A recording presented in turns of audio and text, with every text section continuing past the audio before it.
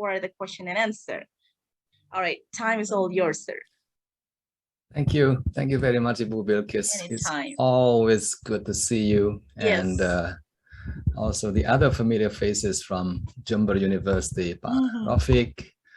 Morning, Pak, Ibu Eka, Pak Kiki, Ibu Areta, and also Mas Daniel from Yogyakarta. Ladies and gentlemen, I'm so happy to be here with you. Always excited to be sharing one or two ideas about things that I know a little bit. And today my presentation is about reading. And I would like us to think about this topic together. And throughout my presentation, I will be asking you a lot of questions. You don't have to answer verbally. You can respond through the chat box. But I do have some people here whom I can see on my screen who will be responding to some of the questions verbally, including Ibu Mutiara, Ibu Eka, and Mas Daniel, and also Ibu Areta Puspa. Let me begin my presentation with the most important message that I want to get across to you. This is the most important takeaway. Bapak Ibu, please remember that both print and screen reading is good for you and your students. Print reading, meaning reading books, or reading newspapers, reading magazines in front of you, or if you do it online, web-based reading, both are very good for you. Both are very good for your students. Both are very good for the community that you're serving, your kids at home, your family members, and other people in your neighborhood. Reading is very good. There is one question that I'd like to pose with you. Which one is better, print reading or screen reading? What does research tell us about students' comprehension when it comes to reading books or reading on screen, reading on the computer? That is a big question for all of us. Now, interestingly, the results seem to indicate that for close reading, for deeper level of comprehension, print reading is better. Print reading is better than screen reading or web-based reading. So keep that in mind, because my presentation will help us understand why sometimes print reading is better when it comes to deeper level of comprehension compared to screen reading. Yeah.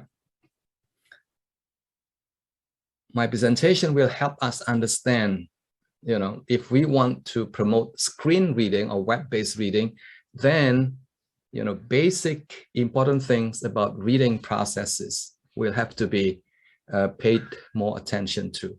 And that is what my presentation is all about.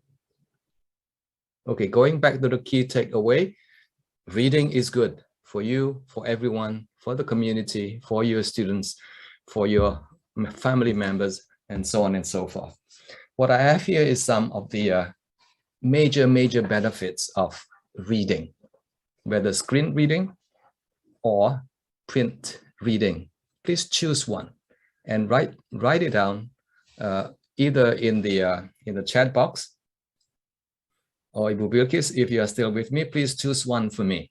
Which one do you think is most relevant to you as a teacher, as a parent? For me, yes.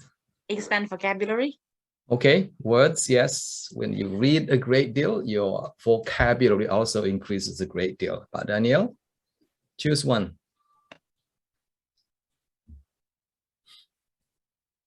Better writing skill. Writing skills, yes. I've seen a lot of discussion that shows a very powerful relationship between reading, a lot of reading, and improvement in your writing skills. Ibu Eka, any particular benefit that strikes you as this one is important? I have another answer about William. Okay, yes, you can add more. I think it can also improve our imagination. by reading something Absolutely, that you have- absolutely, yes. It can increase your imagination. Yes. Reading books take you to different places in the world, and it helps you think, about many other things that you have never thought before. And for older people, if you have older family members at home, benefit number one is extremely important. It prevents memory loss. It keeps you mentally alert. It keeps you psychologically healthy as well. And there are many other benefits not indicated on the screen. Yeah, but the key thing to remember again is this: reading is good for you. Reading is good for your students. Remember that. That's the main takeaway of today's presentation. I would like to share with you one, amazing benefit of reading. Let me show you a couple of graphs here. Oops, sorry. Let's look at the first one on the left-hand side. What you have there is what we often see happening. It doesn't matter whether we are looking at the data from Indonesia, from the Philippines, from the US, from any other places in the world. There's a very strong relationship between socioeconomic status and reading achievement. That has been established again and again. If you come from a lower socioeconomic status, chances are your literacy level, your reading achievement is likely to be low. If you come from a higher socioeconomic status, then chances are higher that your reading score, reading achievement is likely to be higher. It's not about the money, basically, but it's about the opportunities that more well-to-do families are able to provide to the kids at home. Yeah, but the link is always there. So that's the picture on the left-hand side. That social economic status is associated with reading achievement. There are, of course, exceptions here and there. Look at the other graph. The other graph tells us that reading achievement is also associated with reading engagement. In other words, the amount of reading that you do actually influences your reading ability. Are you with me on that? Please nod your head. Yeah, the more reading you do, the higher your reading achievement. Yeah, low, mid, and high. The more you read, the better you become. Okay. Now, what if we put these two graphs together? What if we put these two graphs together? What's going to happen? And I'm going to show you a very interesting data from PISA. I think Pak Rafiq mentioned about PISA earlier on. So if you're looking to, helping Indonesian students to do well on their literacy tests in PISA, this is the answer. Yeah, so we are looking at the very complex data now. So please bear with me. This is what it looks like. Social economic status, engagement with reading, and reading test scores. The medium one, the same thing. You see the trend. It's all the same trend. The higher, the better, basically. The higher engagement, the higher socioeconomic status compared to the medium and low, you can see that they perform better. The same thing here. Yeah, but if there's one thing that you can learn from this graph, Daniel, work with me on this. Very careful. Look at this. Look at that. The white box here indicates the students from lower socioeconomic status, white. But those of them, those students from low socioeconomic status who are engaged in a lot of reading actually score much higher than those students coming from the high socioeconomic status, but they are not doing a lot of reading. Please nod your head if it makes sense. Essentially, the amount of reading, the engagement of reading can negate, can more or less delete, if you like, erase the effect of socioeconomic status.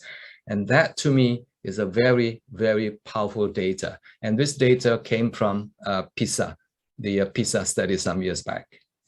So Pak Rafiq, if you're looking for answers to why students in Indonesia are not doing well in terms of their PISA performance, I think the answer is very clear. Students need to do a lot more reading, because reading can improve students' literacy skills. It doesn't matter whether they come from low socioeconomic status, mid socioeconomic status, or high socioeconomic status. Yeah, so there you go.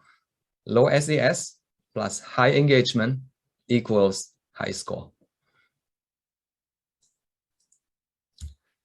Today, ladies and gentlemen, I'm going to share with you what we can do in the classroom, what kind of reading pedagogy we should be adopting to help our students develop their overall literacy skills in, whether in Bahasa Indonesia, in Vietnamese, in the Philippine language, or in English.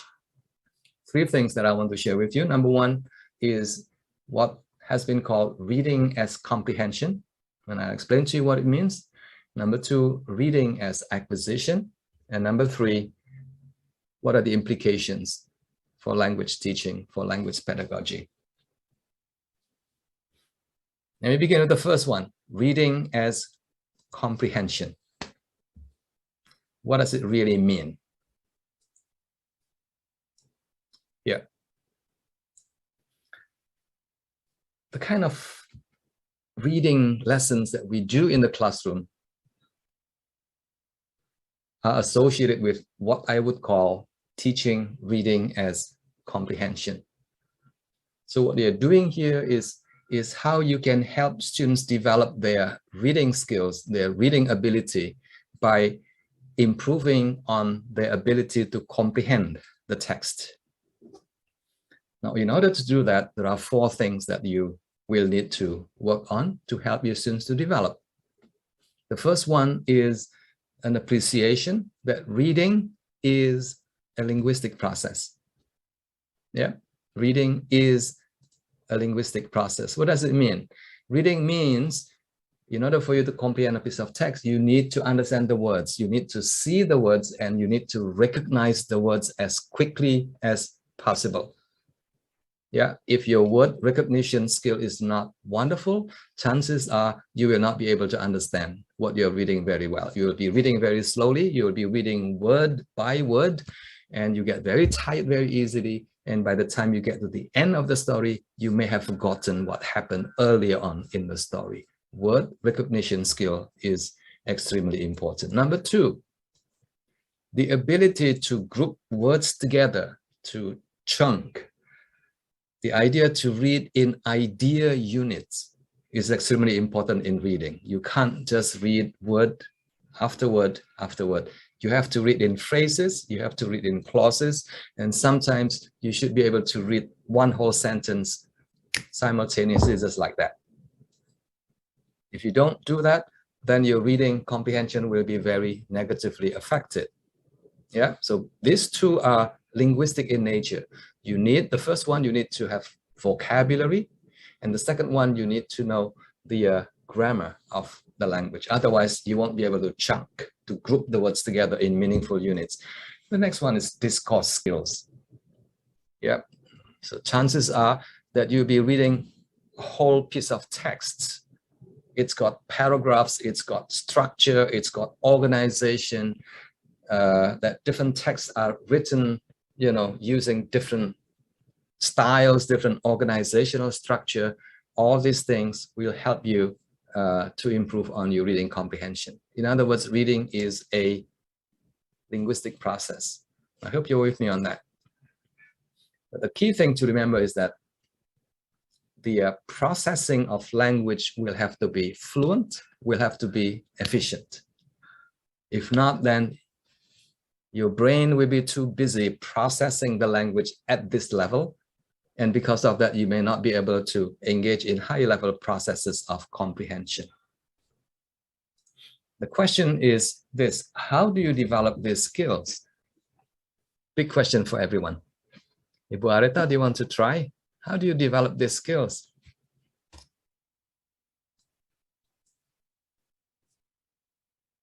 Ibu Areta, are you still there? I know this is a difficult question. How to develop this word recognition skill the chunking, the grouping skills, and discourse skills. More reading, maybe? Yes. More reading, Yes, maybe? yes. A quick answer will be you have to read every day until you become very fluent, until you become very efficient in doing this. There's no other way. Can you do it in the classroom? Like half an hour every other day with guidance from the teacher? I think that will be a starting point. Yeah, the next step will be to help students to engage in, a lot of reading independently on their own, usually outside the classroom. So here is something that we all need to appreciate. That reading at first, initially at the early stage, when your students are in semester 1, in semester 1, when you're working with primary school kids, for example, they will be reading very slowly at first. But with practice, they will be able to read faster. Step number 1 is the learning phase. And this is where the students will have to pay a lot of attention. And it takes a lot of their mental space, actually. So they read very slowly. Yeah. Word recognition is a problem. Chunking is also difficult. Discourse rules also can be a little bit problematic. But with practice, students can move on to the next step, which is known as proceduralizing. This is the actual reading that they have to do, the actual practice of reading that they have to do. They will take them to the next phase. Is that enough? The answer is, well, it's good enough for them to pass the examination, but it's not enough for them to actually become fluent and skillful readers, because the next step is this, automatizing. And again, the quick answer, Ibu Areta is correct. You need to do a lot of practice, a lot of reading every day, maybe 15 or 20 minutes a day, maybe for 1 year, for 2 years, for 3 years, for 5 years, and so on and so forth. The question again is this: are your students slow or fluent readers? I think many of you will say, both in Bahasa Indonesia actually, and also in English, that many of our students are reading very slowly. Yeah, not fast enough. We're not looking for something that is super fast, but we are looking for something that is fast enough so that the students can process the text, the words, the structure, the phrases, the ideas efficiently in their head. So that is the first one. Yeah, please remember, number 1 is that reading is a linguistic process, and it has to be done efficiently and fluently. Without that first level proficiency in reading, the rest will become very, very difficult. The next one, number 2, is this: that reading is a meaning-making process. Now, the key word here is meaning-making. And I'm going to give an example to you. Now, here is an example of a conversation. If you laugh at the end of the story, then you are able to make meaning out of the text. So please be ready to laugh at the end, okay? If you don't laugh, then you're in trouble. Robbie, if you have $5 and ask your mom to give you another 5, how many dollars would you have? The answer is $5, no more, no less. The teacher gets very upset and he says, "You don't know your maths." And Robbie says, "You don't know my mom." If you understand this, and you can laugh, it's not because of the words there, but it's also because of something that you have in your head. So again, meaning making means that meaning is in the text, but meaning is also in the head. Yeah, very important here. Meaning is there in the text, but not completely, because a lot of it, part of it is here in your head. And to the extent that you can bring that meaning into the text, you won't be able to understand the text clearly. Here is another example.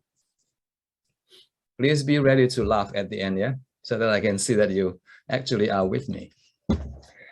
How come you failed your grammar test? Dad is talking to David. And David says, absent, Dad, absent. And Dad said, you were absent on the test day or before? No, Dad. So what's the problem? Dad said. Where is the girl who sits next to me? She was absent on that day. I think you understand this again because you bring meaning into the text. Yeah, the meaning again is in the text and also in your head. Without reading, without actually explicitly being told who the girl is, I think we know that the girl is a smarter one. The girl knows a lot about the grammar and is more proficient in the language. That information is in your head, not in the text. Okay? So there you go. So what does it mean actually for us? What does it really mean? What it means is this. We often forget this. To get meaning, you need to bring meaning into the text. In other words, the importance of language knowledge and the importance of world knowledge in reading comprehension. Is that all? No, there's something else that we often forget, that reading is an individual process. You have to think, you have to make use of what you know, the text, the words, and also the knowledge that you have in your head. That reading can be greatly enhanced if you talk to people, if you have a discussion with people, if you share your understanding with other people. There you go. Yeah, reading with others actually help you comprehend the text better because other people also bring meaning into the text. Yeah. Well, of course, you need to find the right kind of people to share the meanings with them. Otherwise, they will just confuse you instead of helping you. Yeah, and that's why in our in our job, in our professional development, we meet people who have the same interests so that we can share ideas, we can exchange ideas, so that our understanding about things become expanded. So that is the social aspect of reading. The technical term for this is that reading is a social constructivist process. That's a technical term. Yeah.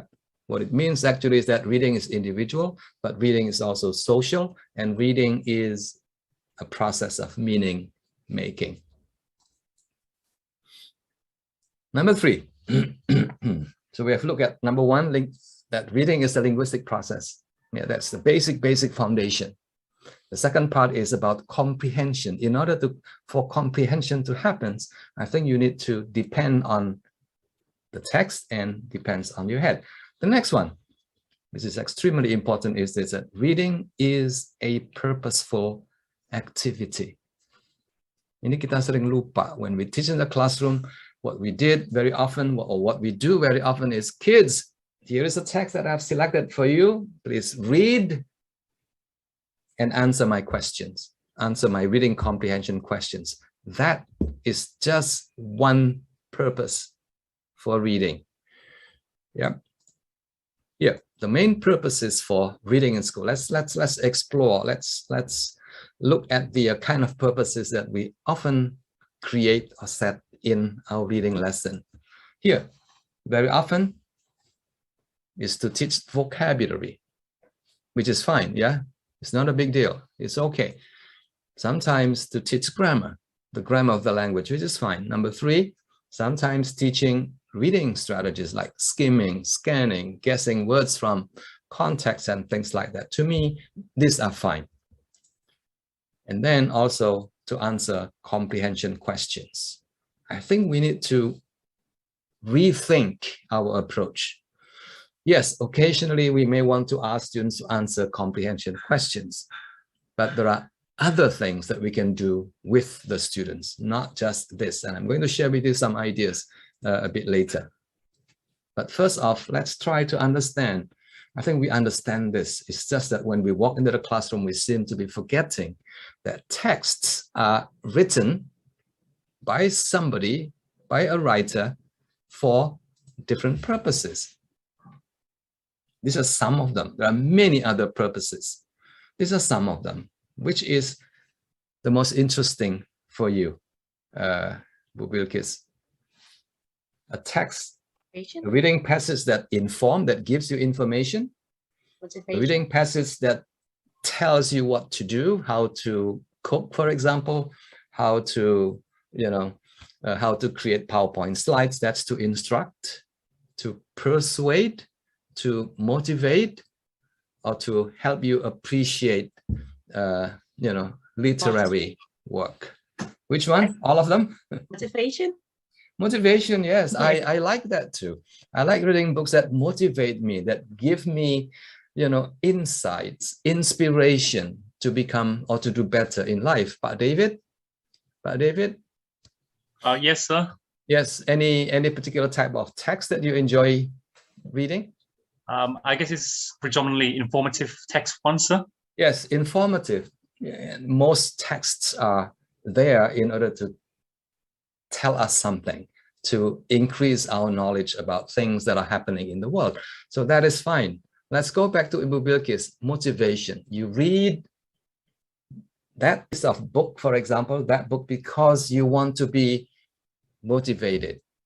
Now, at the end of your reading, will you be very happy if I ask you like 10 questions? Maybe the answer is no. 10 comprehension questions. The answer is probably no, please don't. Yeah. So if, but David, if you read the newspaper, for example, and at the end of your reading, I ask you 10 comprehension questions, will you be happy with that? The answer is probably not. Because most often than not, when you read a piece of newspaper, you just want to get, okay, what's happening? What is happening in Surabaya? What is happening in Jakarta? What is happening in relation to Pilpres 2024? People are already talking about Pilpres 2024. You just want to know, okay, who is the most popular candidate? Okay, I know the guy, that's it. Yeah, and you don't want to be asked questions like, okay, what's the name of the guy, where he was born, how many children does he have? You don't want to know that. All you need to know is that, well, this governor from Central Java is the most, potential candidate. That's all. Okay. In other words, here, something for us to think about. Yeah. The kind of questions, the kind of tasks that we design for our students will have to match the type of texts for which the texts are written. So jangan asal. I don't think it's a very good idea to, for any kind of reading, you ask 10 questions to your students. I don't think that's a good idea. Plus, here's another thing. Most of the questions that we ask are what have been called verbal questions. Selalu berkaitan dengan bahasa, and very often related to Bloom's taxonomy, according to the level of thinking that is required from the students. But in life, really, there are many other things that we want to find out, and these things are more interesting and more motivating for the students. Yeah. I think we're all familiar with this, that these are things that students will enjoy doing actually. There are times when you just want the students to represent their understanding using visuals, using pictures, using graphic organizers, for example. Is that okay? That is okay. And sometimes you want students to just have a discussion, talking orally instead of in writing. And sometimes you want your students to show their comprehension by gestures, by doing some kind of performance, for example, doing a skit, for example. And there are a lot of other things that you can do in order to engage students. The key thing for me is that at the end of your lessons, your students should feel very excited, very happy that they have read something useful and they've done something, in order to learn what is presented in the text. And hopefully, after the lesson is over, the students will then continue reading because they want to, not because they have to. Remember, when you give an assignment, homework assignment, the students feel that they are compelled to do it. They have to do it. But if the students feel excited, feel curious because the information from the text is so interesting, chances are they may want to continue reading on their own. And when that happens, you should be very, very happy because the students will be doing a lot of learning on their own. If you're looking for an example of an activity that is purpose-driven, this is one. This is known as KWL. I'm sure you have heard about this. If you have not heard about this, you can search the internet. There's a lot of information, and this is one of the most powerful, very interesting, very motivating way of getting the students to be actively thinking and also coming up with their own purposes for reading. It's the middle part. The first part basically is asking students what they know about the topic. Yeah, it's the middle part. What do you want to know from reading this text? That is when the students really get to think very carefully. And when they read, they become more focused because they'll be trying very hard to find answers to their own questions. So KWL is just one great example of how we can engage our students in a very interesting, authentic, meaningful, and purposeful reading.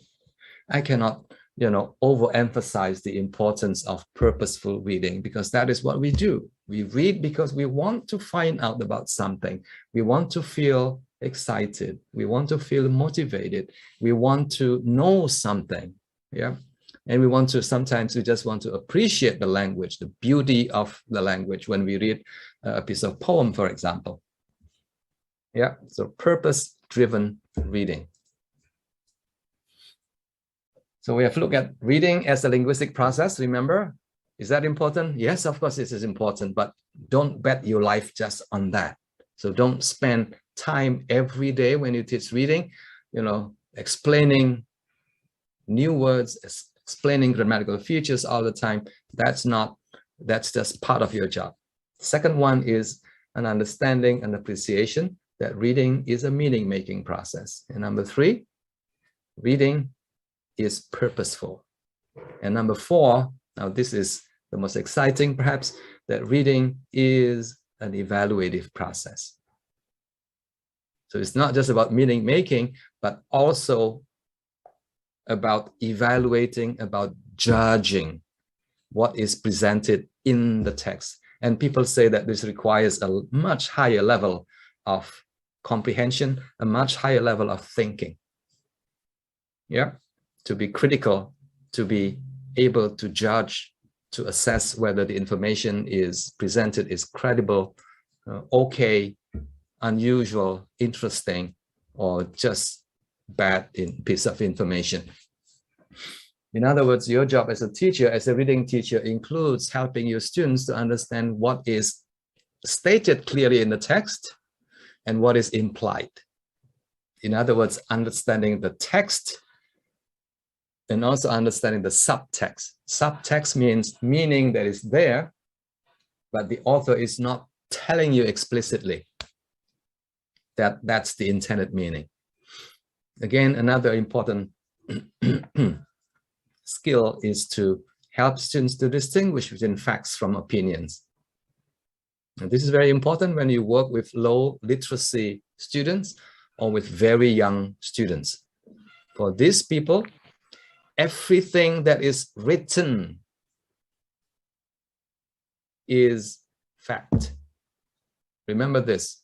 It's a very, very basic thing for us to appreciate. Everything that is written is considered factual. And that is not true.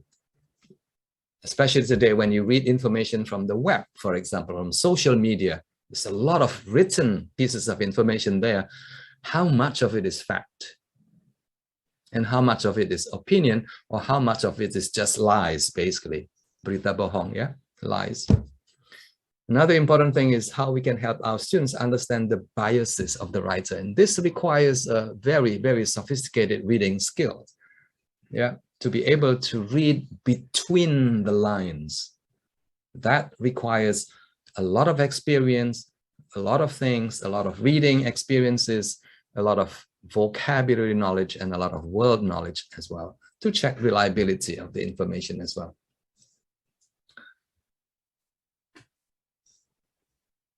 Ibu Eka, this is a difficult question, and that's why I have asked you to try to respond to these questions. What knowledge, skills, and dispositions are needed to develop this evaluative reading skills? Reading. Reading, yes, of course, the experience of reading is good. Now, here are some of the things that I've seen. Number one, untuk bahasa Inggris, for English, I think we need at least 3,000 to 5,000 words. The more, the better. If you know more than 5,000 words, that's even better. Yep. But if you read easier, more accessible text, maybe you don't need that many words. Maybe 2,000 is enough. Yeah. But I suspect that for most people who want to develop higher level of literacy, I think they need about 3,000 to 5,000 words. 6,000 is even better. They also need to have a lot of world knowledge. Without this, it's difficult for you to really become critical, to become evaluative. It's very difficult. You need to have a lot of word knowledge. You need to have a lot of world knowledge as well. And then the other one is you need critical reading skills. And this often means that you need to develop a healthy attitude of not believing everything that people are saying. It's a healthy attitude, yeah. Skeptical, but not cynical. Skeptical is okay. You need to develop a questioning mind, always asking questions. And I'll give you an example a bit later. And the idea one is another important disposition is that you need to feel curious, yeah, about things. The question to us is this. I know that many of you are very excited about this topic, that our job seems to be helping our students to become critical readers. But before we can teach our students to become critical readers, we need to ask this question ourselves. Are we critical readers? Are we by nature critical thinkers? Daniel? Difficult question. But the answer is very simple, actually, either yes or no, right? It's a yes/no question. Are we critical or not? Are we critical? Yes, we are. Yes, we are. Ibu Mutiara, Bu Bilkis, yes? Some of us might be yes, but most of us might be no. Bu Eka, I don't think so, but you don't think so? Yes. Ibu Endar Rahmawati, are you a critical thinker, critical readers?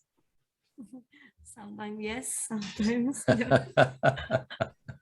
Yes. This is my understanding of me and also of other people, and also the opinions of experts. I like what Bu Endar says. Sometimes we are critical, but most of the time we are not. It's a bit sad, isn't it? Sometimes we are critical, but most of the time we are not. And this book provides an answer. I think you have to read this book by Daniel Kahneman. He is a well-known psychologist. If you Google him, you will find that he won a Nobel Prize, actually, for his work. And one of the books that is widely read by a lot of people is this. And this book provides an explanation of why we are not critical. Reason number one, thinking critically is a lot of hard work. Number one. Number two, our brains do not like to work very hard. I think that is true, actually. Our brains do not like to work very hard. Our brains operate on autopilot. That's reason number 3. Autopilot means we usually, most of the time, we think very fast. We see something, we see an event, we see, read something, we react almost immediately. That is human nature. There's nothing wrong with that. That's the way we think. That's the way we do things. And because of that, chances are very low that we are critical. Because if you want to be critical, you need to think slowly. You need to step back. You need to distance yourself from what you're doing, from what you're reading. And then you need to start thinking and asking a lot of questions. I hope you're with me on that. I'm not saying that we are not smart people. We are smart people. But criticality is not something that we are born with. No, we are not born to become critical. Maybe a few people out there are critical by nature, but the majority of people like you and me, we are not very critical. But we can be critical if we want to. And one thing for us to be critical, to be discerning, to be discriminating, is for us to slow down. When you read something in the newspaper or in the social media, slow down. Ask yourself questions like this. See, asking these questions, you'll have to slow down. Otherwise, you'll be thinking too fast and you'll be making decisions and evaluation very quickly, just like that. But if you slow down, you may be able to become a bit more critical. Who is the author? Siapa sih yang ngomong itu? It's the same guy. Misalnya itu anggota DPR ada yang selalu main Twitter, namanya FZ. I think you know the person, yeah? That's the first thing you need to do. Who is the author? What are their credentials? Anggota DPR tuh. Iya, anggota DPR ada yang canggih, ada yang kurang canggih, begitu. So you need to make that decision even at that level. And then, what is the source of the text? What is the purpose of the text? For that guy, it's the same purpose. Selalu sama, tujuannya sama. He will be saying the same thing and attacking the same thing, almost on a daily basis. Is the author biased or not biased?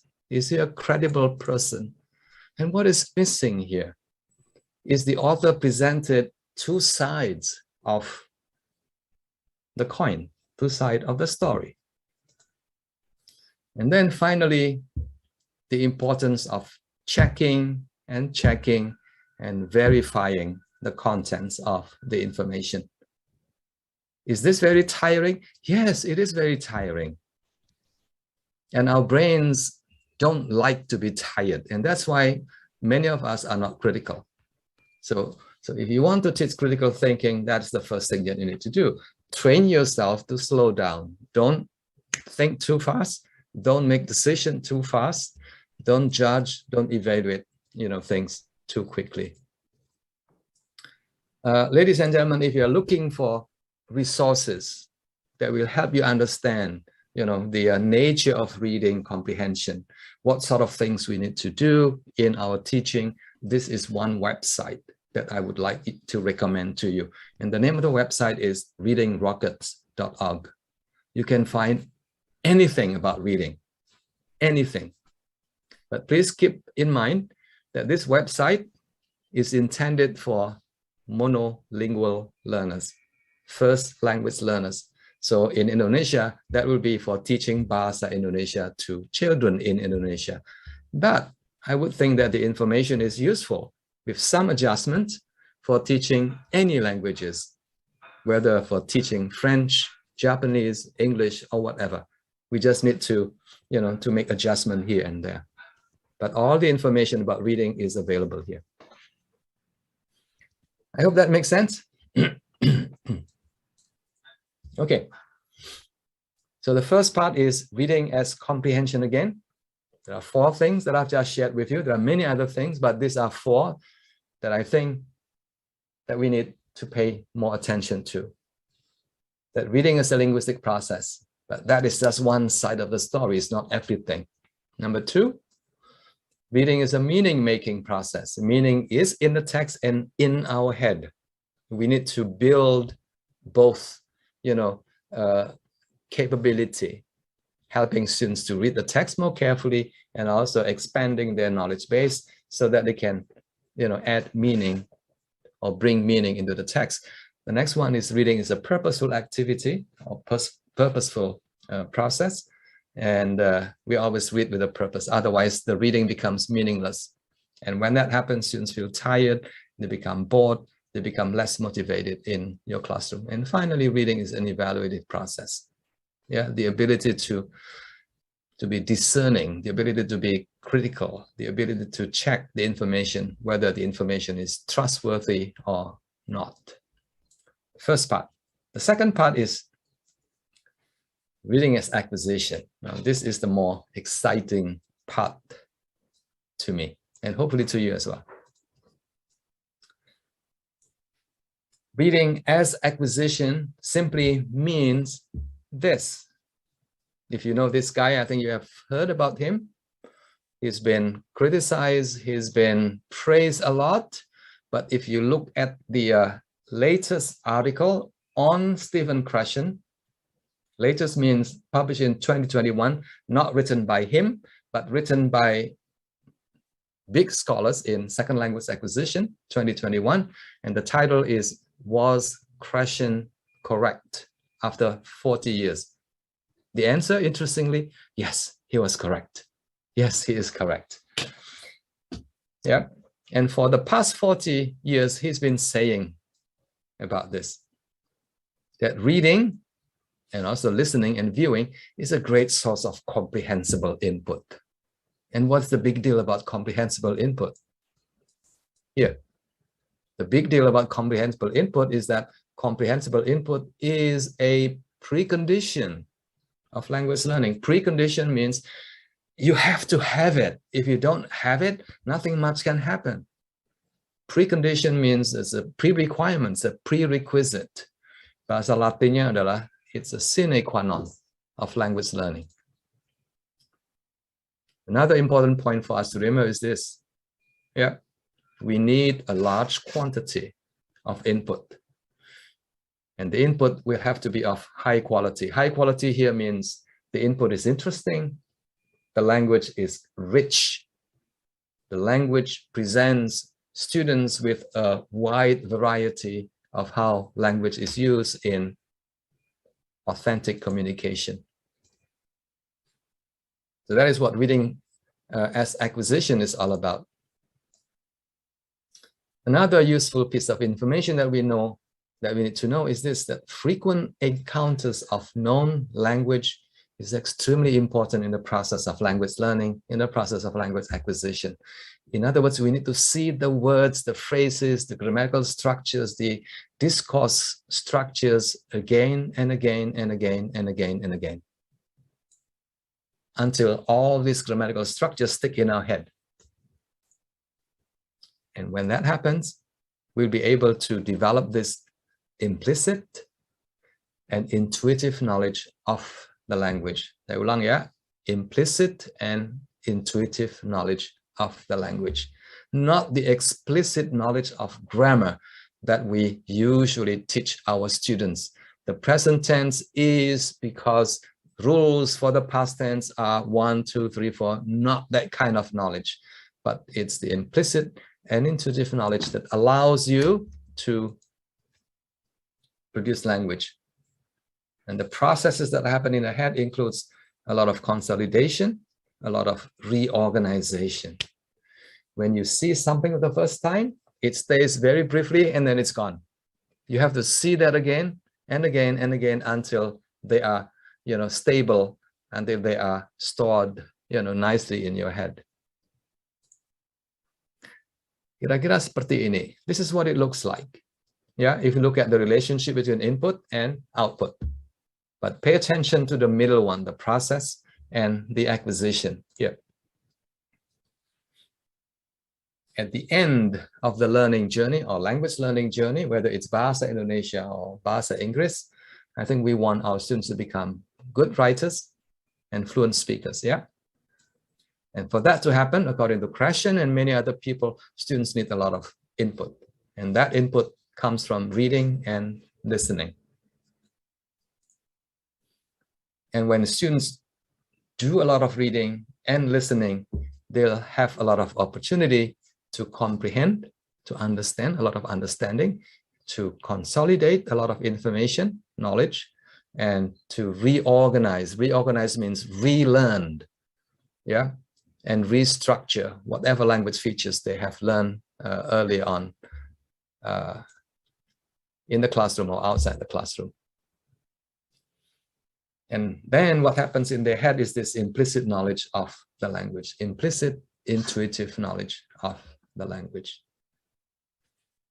So reading as acquisition means that the students will be able to develop their reading skills and reading abilities, plus they will also be able to later develop the ability to use the language fluently in speaking and also in writing.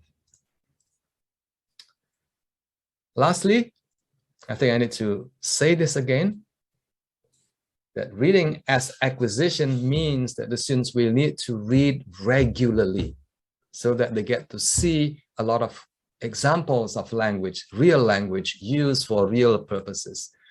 And when that happens, we can expect the students to increase, to expand their word knowledge, vocabulary, and also their world knowledge. Now, these are two of the most important when it comes to reading, when it comes to comprehension. Students need a lot of this to comprehend text. Now, I have an example here.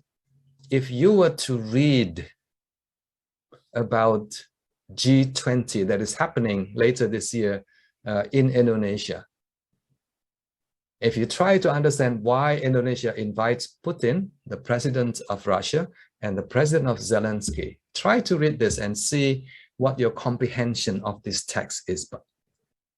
To me, I understand a little bit, but I don't understand the nitty-gritty, the implied, the deeper dimensions of the whole thing. I don't understand what G20 is. I know that there are 20 countries that belong to the G20. I know who Putin is, I know who Zelensky is, but I don't know very, very well. Not because I don't have the word, I know the words, but I don't have enough knowledge to make sense of, or to make a very good sense of why Indonesia invites both Putin and Zelensky, and why the US was not very happy with that. I don't know the reason. Although I've been reading this many, many times, but my knowledge base is still very minimal about this. And because of that, I like the quote from this guy. Daniel Willingham is a cognitive scientist. A cognitive scientist is somebody who specializes in how we understand, how we process information, and how we retrieve information, how we use our brains, basically. And this is what he says. He's very critical of this, the first part of reading strategies. If you recall my presentation today, in my presentation today, I do not talk a lot about strategies because strategies are not that important. Yes, we can teach strategies, but I don't think we should spend a lot of time doing this. And this is what he says. Teaching reading strategies is a low-cost way to give developing readers a boost, but it should be a small part of a teacher's job. So if you, in your reading lesson, you spend a lot of time teaching students how to skim, how to scan, how to guess meaning from context, how to make inferences, and so on and so forth, don't bet your life on it. I mean, it's not a bad thing, but it's not a wonderful thing either. What he's saying is this: acquiring a broad vocabulary, again, word knowledge, and a rich base of background knowledge will yield more substantial and longer-term benefits. And I agree wholeheartedly with that. Ladies and gentlemen, I've now covered, two major areas: reading as comprehension and reading as acquisition. What are some of the implications? Give me 5 minutes. I should be able to do it in 5 minutes. Yeah.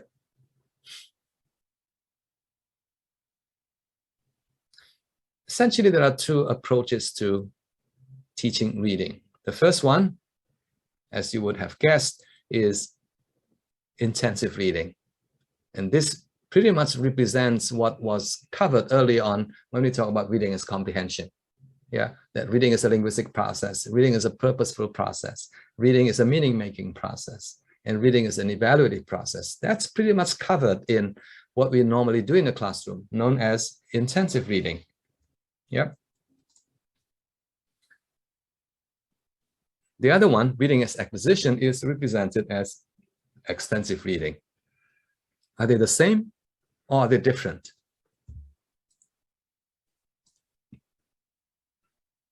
Well, there are some similarities, but they are largely different in terms of the aim of teaching, in terms of the learning materials that we use, in terms of the learning activities, also in terms of the roles of the teachers and the role of the students in the classroom. Intensive reading are things that that most of you are familiar with, so I'm not going to spend a lot of time on that, but I will be spending a little bit more time on what extensive reading actually means. Here. In extensive reading, students must read a lot.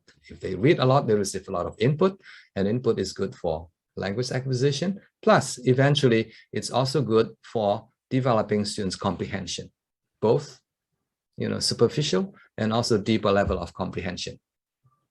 Extensive reading means this. So think about this, that the materials will have to be enjoyable, interesting, enjoyable, motivating. And number two, the materials will have to be easy. I know that many of you will think, if it is easy, then what the students learn. Remember consolidation? Yeah. Remember reorganization? So consolidation and reorganization can only happen if the students are exposed to familiar or known language on a daily basis. That's why easy materials have an important place. In intensive reading, the materials are usually a bit higher than the student's current level. Yeah, but in extensive reading, that's not the case. Next. Now that's what motivation is all about. Students get to choose. The teachers provide choices. That's the role of the teacher, and the students choose what they want to read, motivation.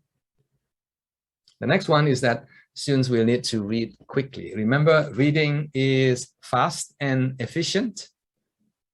Yeah, that is possible when the materials are at the student's level and sometimes below the student's level.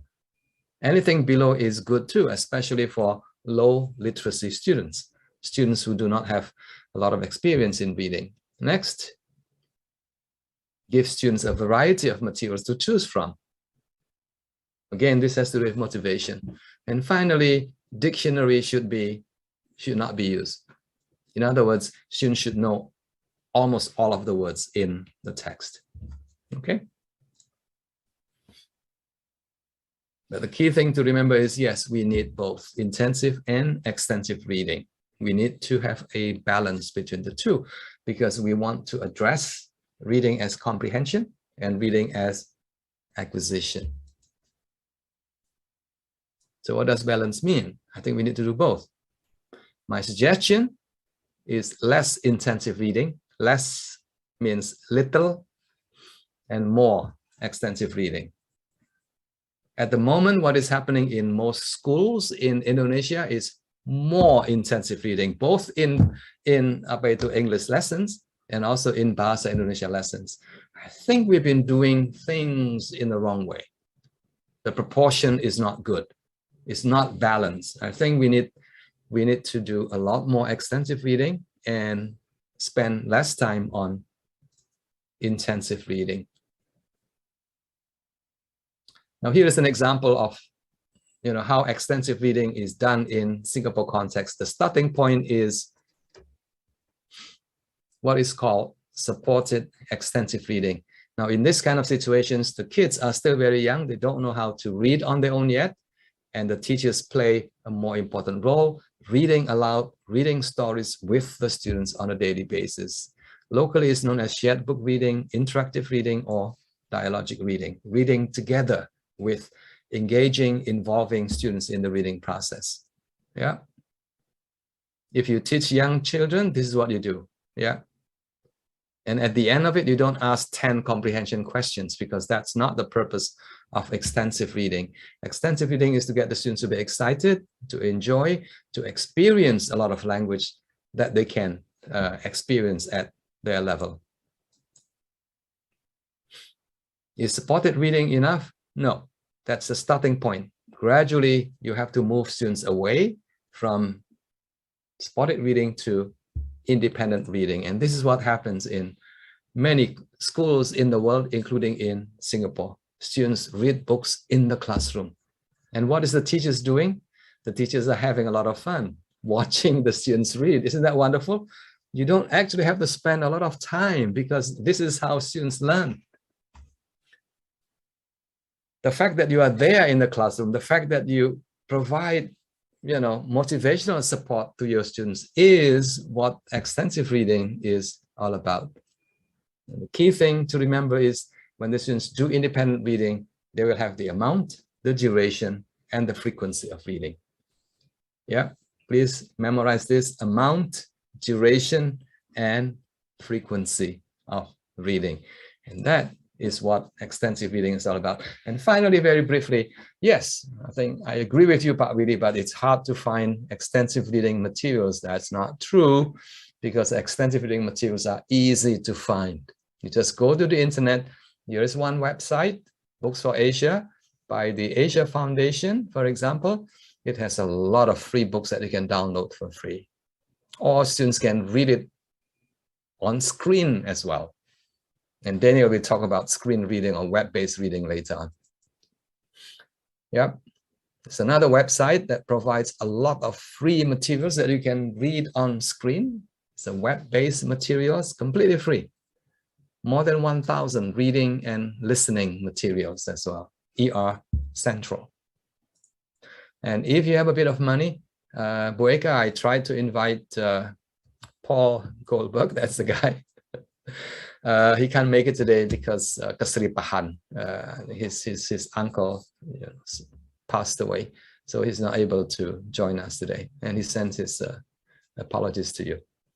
If you have a bit of money, not very expensive, I mean, it's worth having a digital library of books, graded books, specially written for children, for students who are still developing their proficiency in the language. 1,500. This one has about 1,500 graded readers from legal sources, yeah? And because of that, Paul will have to pay the publishers, in order for them to allow him to, make the books available in his website. Now, this is not just a website, passive website, it's an active website, because it has a built-in learning management system. So the teachers can control, the teachers can track students' reading progress, guide students in selecting reading materials, can assign activities, and many other things. And you can do it, you can use it for research purposes as well, because all the data is captured by the system. So it's a complete system. So hopefully Jember will be keen to subscribe to this. Really, if you can find something free from the internet, good for you. But if you want something that is more, standard, useful for teaching purposes, now this is the way to go. Ladies and gentlemen, I think we have spent time together looking at reading as comprehension. 4 things: reading as acquisition, and some of the implications for teaching. But again, the key takeaway of our session today is this: that reading is good for you, Reading is good for your students, reading is good for your children at home, and reading is good for your community. If you're thinking about Indonesian students in general, or maybe Vietnamese students, if you want to increase the literacy level of your students, there's no other way. In addition to teaching reading lessons in the classroom, you need to get your students to do a lot of reading independently on their own, because reading is the most powerful way to improve on students' reading skills and reading abilities as well. Ladies and gentlemen, this is my last slide. I have a website. It has a lot of free resources. The QR code is there. You can download almost anything that I have on the website free of charge, completely free. Thank you very much, ladies and gentlemen. Ibu Bilkis, back to you. Right. Thank you very much for the stupendous presentation, Pak Willy. We do have